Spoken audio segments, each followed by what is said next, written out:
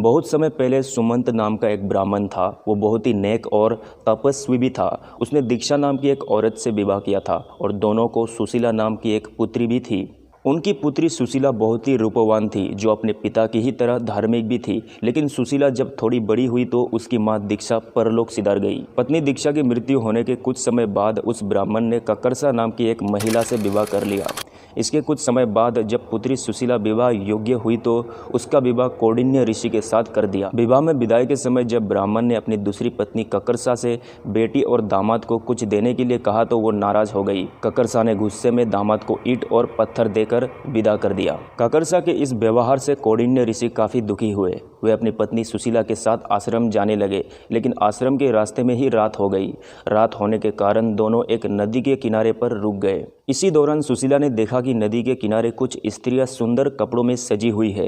वे किसी देवता की पूजा भी कर रही थी। सुशीला उन स्त्रियों के पास गई तो उन्होंने बताया कि वे अनंत व्रत की पूजा कर रही है और उन्होंने उस पूजा की महत्ता के बारे में भी बताया। उन स्त्रियों की बात सुनकर सुशीला ने भी उसी समय उस व्रत को करने का मन बनाया और 14 गांठों वाला डोरा भी हाथ में बांधकर वापस ऋषि कौंडिन्य के पास चली आई। जब ऋषि कौंडिन्य ने सुशीला से उस डोरे के बारे में पूछा तो सुशीला ने उन्हें सारी बात बता दी।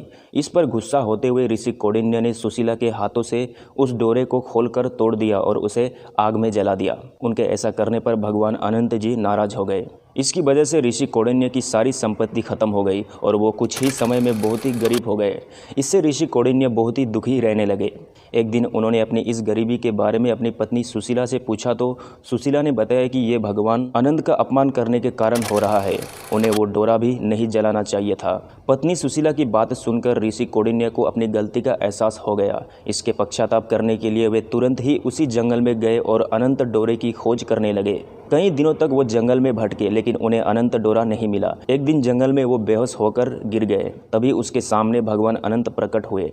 उन्होंने ऋषि कौंडिन्य से कहा, हे कौंडिन्य, तुमने अनजाने में ही सही लेकिन मेरा अपमान किया था। उसी की वजह से तुम्हें ये सारे दुख झेलने पड़े हैं। अब तुमने अपनी उस गलती का पश्चाताप कर लिया है, इसलिए मैं तुमसे बहुत प्रसन्न हूँ। मैं तुम्हें वरदान भी देता हूँ कि जब तुम घर जाकर पूरे विधि विधान से मेरा अनंत व्रत करोगे तो अगले 14 सालों में तुम्हारे सारे कष्ट दूर हो जाएंगे।